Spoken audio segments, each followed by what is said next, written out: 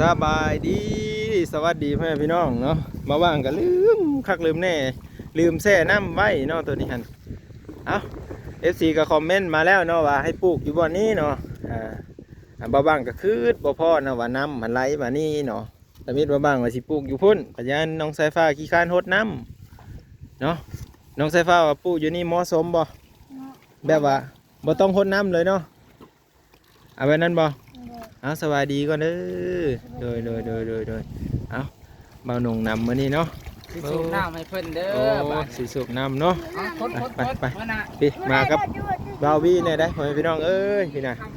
นุ้ยเบิ่งเอามาหาเบาบี้ก่อนโดยสบายดีโดยกำลังตัดคลิปอยู่เอาเดี๋ยวเอาสีพานสายฟ้าปูหัวตะไคร้ก่อนเบาบี้เอ้ยโดยอันสายฟ้าปูอยู่ไหนดิยันโง่กินปูอยู่ไหนแล้วก็จังเอาตะนางตัวมันสั้นมาใส่เนาะก็คือบ่าวสายฟ้าเพิ่นน่าจะเคยปลูกต้นพร้าวมาก่อนนะที่พี่น้องเนาะชอบมาตกไปเจ้าคือป้าแบบสู่ชีวิตแห่งลีแต่มันสู่ชีวิตต้นมันนี่อยู่นี่คุ้มหนึ่งเด้ออยู่นี่คุ้มหนึ่งอยู่หันกับปลูกวะมันตายด้วยถึงน้ำไหลมาสีบ่บวมน้ำบ่เฮาสีบ่ป้านไว้อีกบ่อยากให้น้ำไหลมาปีดีนี่สำนั้นแหละโอ้ช่วยเนาะพี่น้องเอ้ยนี่จะได้แหละเอามาแล้วกับที่ต้นพกหัวตะไคร้เนาะเนี่ยมันตายยังไม่อีกมีอยู่บ่เขาเนาะ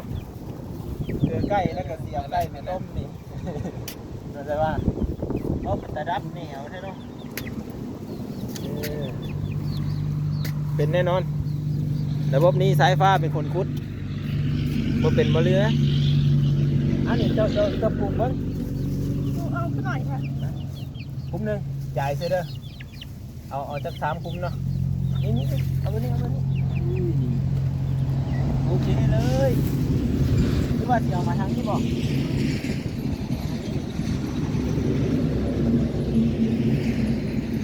เอาเลย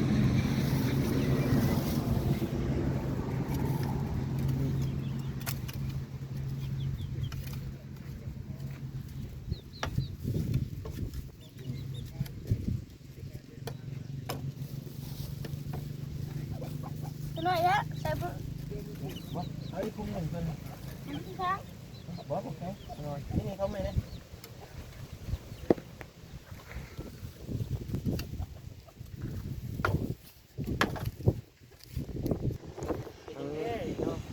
ตอนนั้นน้ำโอ้ยสบายดี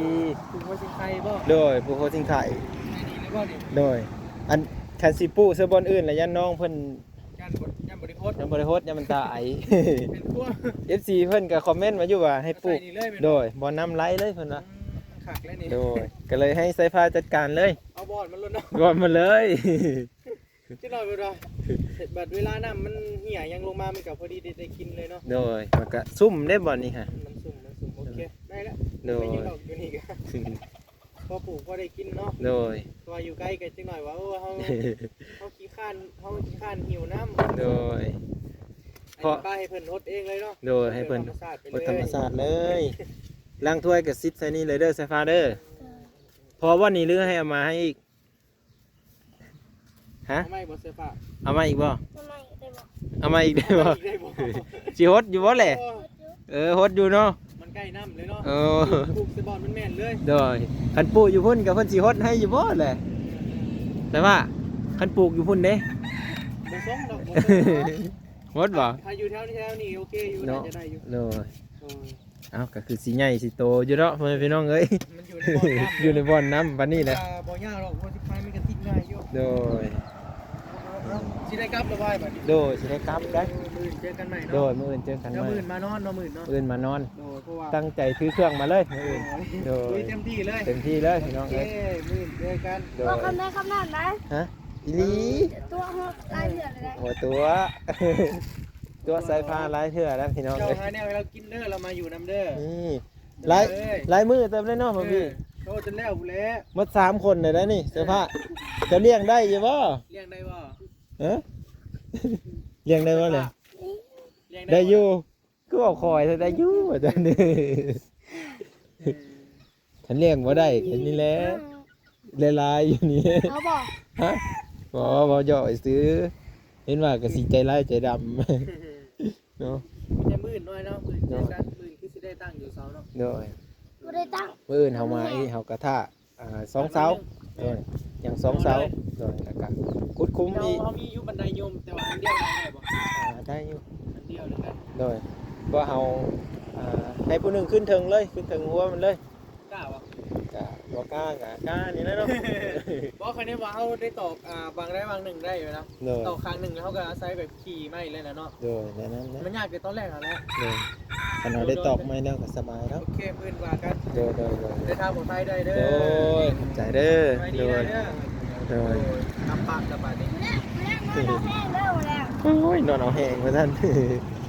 นอนเอาแหงแน่นอนอ่ะพี่น้องเอ้ยเนาะไปเดี๋ยวหนุ่มเครื่องหนึ่งของก่อนเด้อบ้านนี้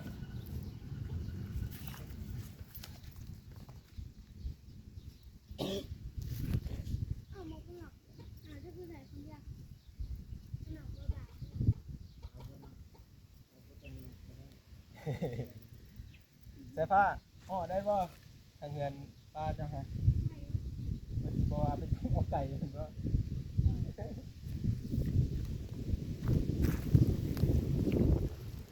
อ่ะวันนี้เราก็สิได้อำลาพาจากเด้อพี่น้องเด้อเดินทางกลับก่อนเด้อขอสายฟ้าเนาะอ่ะบ๊ายบายเนี่ยส่งผมก็ได้ส่งผมใหม่มื้อนี้เนาะกับปิดคลิปด้วยการมาปลูกหัวตะไคร้พ่อแม่พี่น้องเอ้ยเนาะปิดคลิปด้วยการมาถากกันเสาให้เพิ่นเรียบร้อยเสร็จสมบูรณ์แล้วพี่น้องเอ้ยตอนนี้มาว่างกันสิได้กลับมืออำลาพาจาก FC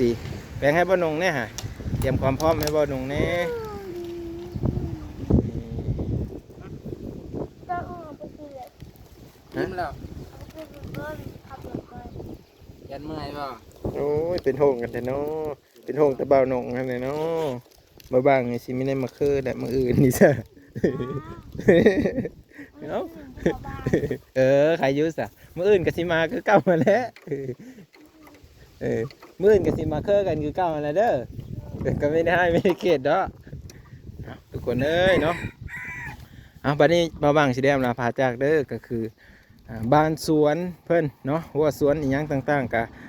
สำเร็จสมบูรณ์ได้พี่น้องเอ้ยเนาะเพราะว่าข้างใกล้กับใกล้บ่ได้เข้าได้เนาะไปเดี๋ยวบางสิพาย่างมาเบิ่งเนาะอ้อมหอบเรือนสารบ้านซองเพิ่นเนาะก็สิได้ปิดคลิปเลยเด้อพี่น้องเนาะก็พาน้องไปหาตัดผมบ่จ่ายค่าน้ำอีหยังที่บ่บางอยากทำบ่บางก็ได้เฮ็ดแล้วเนาะบ่บางก็ดีใจเด้อพี่น้องเด้อแล้วก็สายฟ้าเพิ่นอย่าลืมเกลือไก่เด้อสายฟ้าเอ้ยเนาะถ้าลืมเกลือไก่นี่บ่ได้เลยพี่น้องเอ้ยไปนี่บ้านหลังสวยงามมื้อหน้าสิได้มานอนอยู่บ่อนนี้เด้อพี่น้องเด้อเนาะว่าสิเป็นจังได๋เฮานอนว่าสินอนรับบ่หรือว่าจังได๋เนาะก็รอติดตามเบิ่งนี่แหละพี่น้องเอ้ยยันนอนบ่รับนี่แหละมานอนตั้งที่มานอนตั้งบ้านนี่ก็บ่ฮู้ว่าสิรับบ่หรือว่าจังได๋เนาะก็รอติดตามและรับชมเบิ่ง EP ต่อไปพี่น้องได้อยู่บ่ตีนมันได้อยู่เนาะ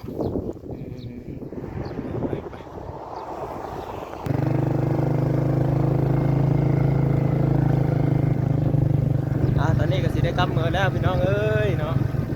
กลับเมือบ้านเมือซ่องเลยเนาะรถรางหลายรถทางนี้นะเต็มที่เลยพี่น้องเอ้ยเนาะรถเตี๋ยววุ่นวายเลยถ้าเราบ่เคยมาก็เป็นตาย่านพี่น้องนะว่ารถมันหลายแล้วก็มีแต่รถใหญ่พร้อมที่ว่าไปมาทางนี้นะเดี๋ยวเบิ่งพี่น้องบอกรถเดี๋ยววิดีโอหน้าพอกันไหมพี่น้องเอ้ยขอบคุณที่รับชมและติดตามตลอดมากลับแล้ว